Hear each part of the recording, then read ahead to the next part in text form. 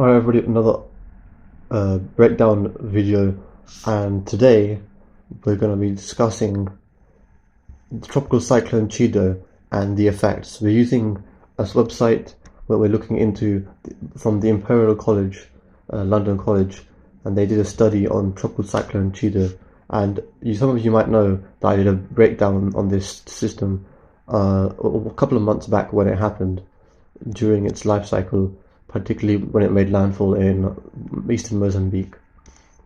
And one of the things we're looking at here now is post analysis at the potential or the most evidenced theory of how climate change actually exists and what actually is it. People like to use that as a politicized term, and more so just as a way to just get away with trying to explain something without actually making it clear. What is actually this climate change? What is actually the influence? What does it actually mean? And what is its specifics on the tropical cyclone nature, rather than generalizing it and politicizing it, or even trying to use it as an excuse to explain things. And also sometimes you start putting links within like HARP technologies with this. So of course that's an unfortunate thing that happens, but let's see what actually it means. And with myself today, I do have access to the Epic pen, so I can actually demonstrate what is being said. And this paper is modeling the idea, the iris model. So this using a computer simulation, so you have like a higher resolution model. Like for example, the HRRR is a very popular model for different severe weather, high resolution. And you have some things like the NAM, which is really high resolution, and often even for the hurricanes that occur in the present nowcasting, and on the forecasting you can use that as well. And the iris model is just something that is demonstrating intensities and how it's been affected by, for example, climatological impacts of sea surface temperatures and other variable environmental factors, the ambient environment in specific.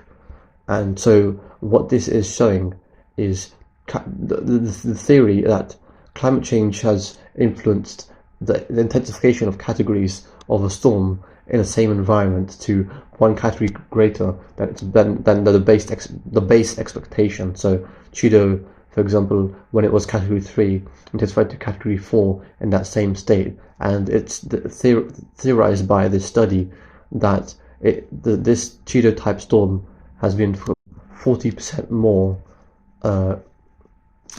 likely in the 2024 climate to be influenced by this change compared to the pre-industrial baseline. So the pre-industrial baseline, what we're talking about is you have a timeline of events, and back when you had a pre-industrial period where the environmental conditions existed, and we're talking probably quite far back in the early 1900s, where the anthropogenic factors that create the climate change influence, those factors are sort of negated in this era. And so when you look at that time period, that's like a baseline to demonstrate the influence that the modern era in anthropogenic, meaning the human factors, the influences affected this environmental conditions, the ambient environmental condition, to produce these more intense storms. And so you now have this theory of becoming much stronger, and you only have these future sort of theorization. So 2.6 degrees Celsius, currently we're at about 1 point, I don't quite remember this last statistic, but I remember hearing it being around 1.5, and I do believe 2 degrees Celsius is something called runaway global warming. Gaseous content, the carbon dioxide, carbon monoxide, nitrous oxide, those different balances, CHCs, and how that balance will not be maintained. It's a significant impact in Mayotte, and Mayotte is not necessarily the only place to be severely impacted, but also it's not a place that gets impacted very often. I do believe it did get impacted in the 1980s by a cyclone, but again, the rarity of this event does mean it's a probability type event where you have a certain track where the system may follow, and not necessarily all systems will follow that. You might get a lot of systems go through northern Madagascar, central Madagascar, southern Madagascar. Often that's what happens. Or sometimes you get to the far south recurves, and so you get low probability events such as this one. So such as like when you have rainfall events, you have 1 in 1,000 year rainfall events, and you have events like this which will have its own probability event of making landfall. In fact, Mayotte is right here, but we're gonna have the probability of this happening only a certain amount of times, where it goes to systems have this environmental condition to pass to the north. We had last year a system that actually went back to the opposite direction towards Kenya and dissipated in a very unusual fashion, equatorial, where you have the equator up here, and it went equatorialward towards Kenya. One of the few times this actually happened, and so you get these low probability events that does happen. And you had systems like Freddy, which are erratic, followed a very sort of typical track that a tropical cyclone would take, but then the irregularities of making loops and coming back offshore is not something that often seen, and that's why it became one of the longest lasting system. Again, all based on the probability events that the climate change might not necessarily be responsible for that. And this is exactly that. So you have a graphic that shows a 10,000 year simulation of tropical cyclones within 2 degrees of a radial from Mayotte, and the probability of those cyclones occurring. And just as I said about probability events, you got so many of these that down here. You got a couple up here to the north, much fewer, and then you got some that go through. The Cyclone Chido kind of follows in between that radii, and the simulation clearly shows that there are few systems that can occur largely to the south, and that's what does normally occur. So it is kind of a low probability event that Cyclone Chido occurred, even when this simulation, the iris, had taken place. Just as I explained, this graphic just shows how it goes to the north and just within the center of this kind of radii, and more so a low probability event away from the most tropical cyclones that would typically go to the south in this radius. And one of the things here is showing, so the return period essentially is the time in which an event like this could reoccur, and seeing how it's becoming more frequent. So you have a return period of like 14 years for something like some sort of system like this to occur, and because of the change in the sea surface temperatures and the environmental conditions, based on the pre-industrial to current, it's likely that the return period has now decreased about 4 years, from 14 to 10, and you have intensification of the system. So about 5% increase in the wind speeds due to these sea surface temperatures. So when you have a 1.3 degrees Celsius, you have a 5% increase in that wind speed, about 3.2 meters per second in wind speed, which is about a category increase.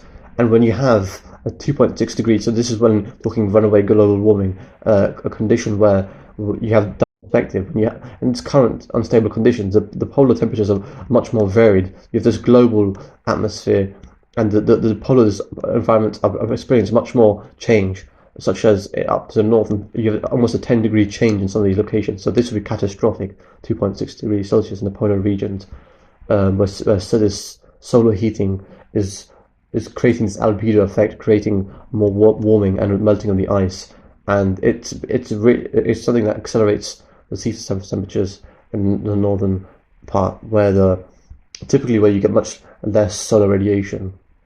And one of the things is the corals obviously collapse in these temperature conditions, and that can affect the mitigation responses, and even the conditions like biologically. So that is another thing just to consider as well with sea surface temperatures fluxes. And so again, 3.6 degrees Celsius will increase this another 5%. You get a 10% increase. So this system could have become easily a category 5 should this scenario take place. But this is the current existence of this value at 1.3 degrees in this current warmer world from the pre-industrial time. And this FAR theory is showing the pattern where you have the now current period and the pre-industrial period, and this is kind of demonstrating a probability of how this event is now influenced by climatological factors that have been attributed. So we can just quickly draw the factors. So the sea surface temperatures, and we're looking at even certain things as the OHEs, the deep water content, the environmental conditions. You have a different sea surface temperature response, you have different atmospheric responses, and sometimes even the oscillations can affect that pattern. So sometimes the oscillation patterns can kind of skew this data because the oscillations be a large contributing factor, and such as ENSO.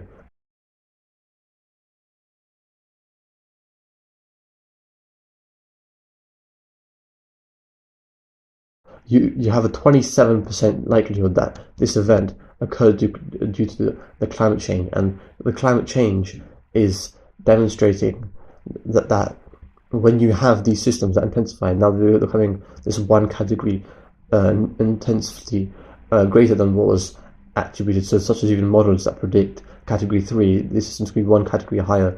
That's the one category sort of like theory that this far is demonstrating, and there's a probability that this is likely has a 27% probability of having an influence on this. It's fairly low, but it is quite demonstrative that it is existent.